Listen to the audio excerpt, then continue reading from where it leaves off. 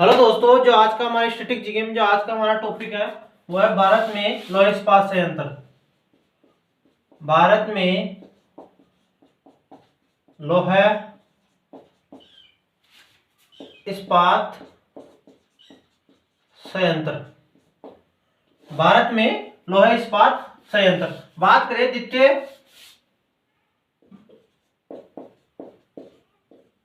दूसरी पंचवर्षीय योजना।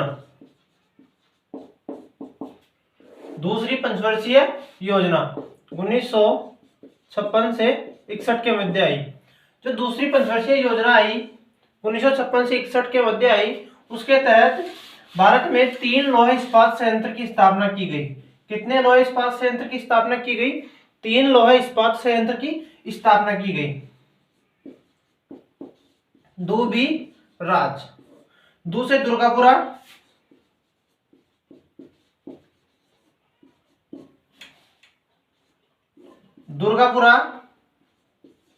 बिलाई,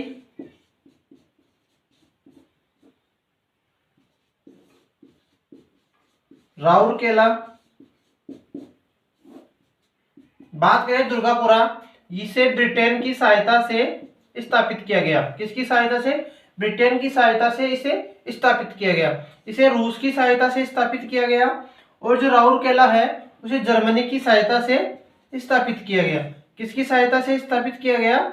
जर्मनी की सहायता से स्थापित किया गया। जबकि बात करें दुर्गापुरा, ये वेस्ट बंगाल में स्थित है, पश्चिम बंगाल में स्थित है, ये छत्तीसगढ़ में स्थित है।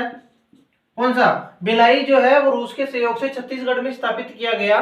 और जो राउरकेला जर्मनी के सहयोग से इसे उड़ीसा में स्थापित किया गया। कहां पर स्थापित किया गया?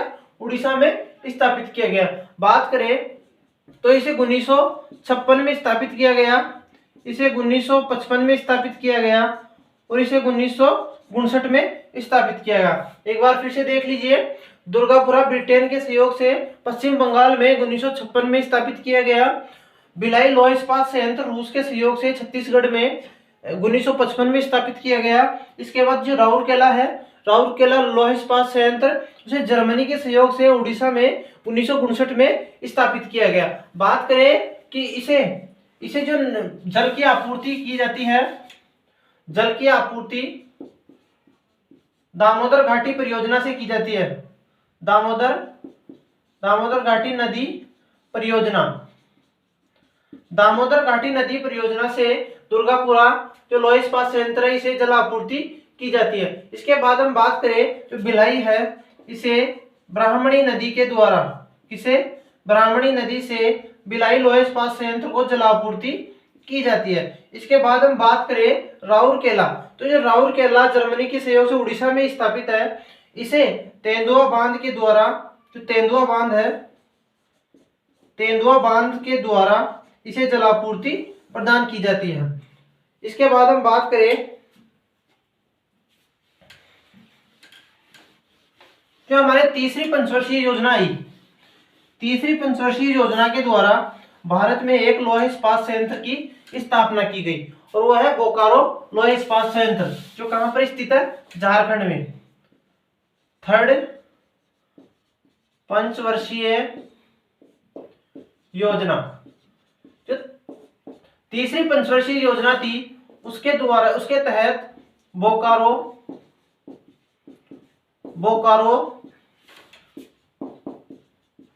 लौह इस्पात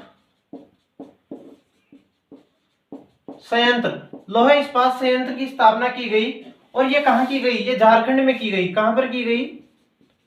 झारखंड में 1960 में इसकी स्थापना की गई। फिर से देख लीजिए, बोकारो लौह इस्पात संयंत्र, इसकी स्थापना तीसरी पंचवर्षीय योजना के अंतर्गत की गई और इसकी स्थापना झारखंड में 1960 में की गई। इसे बात करें तो जलापूर्ति दामोदर नदी घाटी के द्वारा, दामोदर नदी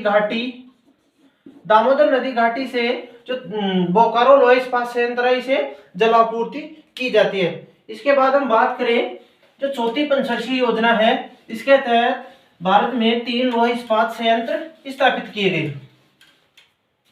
जो 4th 5 ईयर प्लान था,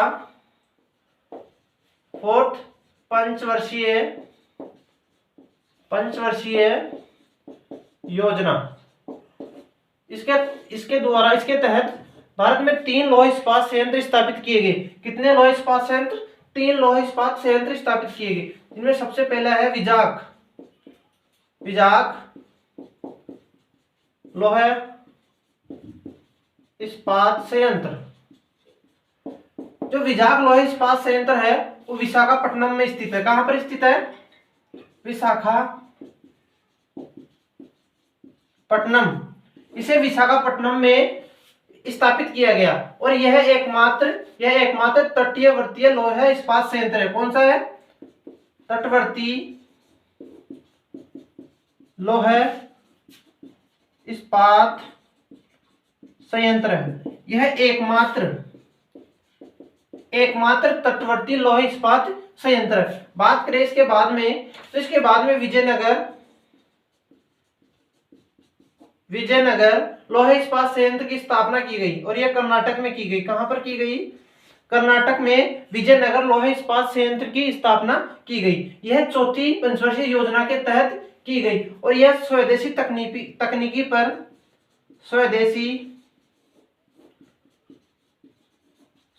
तकनीकी पर आधारित पहला लौह इस्पात संयंत्र था। कौन सा? विजयनगर लौह इस्पात संयंत्र स्वदेशी तकनीकी पर स्थापित पहला लौह इस्पात संयंत्र था। अब हम इसके बाद तीसरा देख लेते हैं। जो तीसरा है वह सेलम लौह इस्पात संयंत्र, जो तमिलनाडु में स्थित है। कौन सा है? सेलम लौह इस्पात संयंत्र।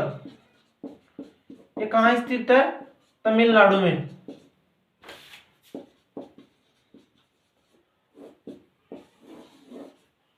जो सेलम लौह इस्पात संयंत्र है वो तमिलनाडु में स्थित है। इस प्रकार ये हमारे लौह इस्पात संयंत्र थे।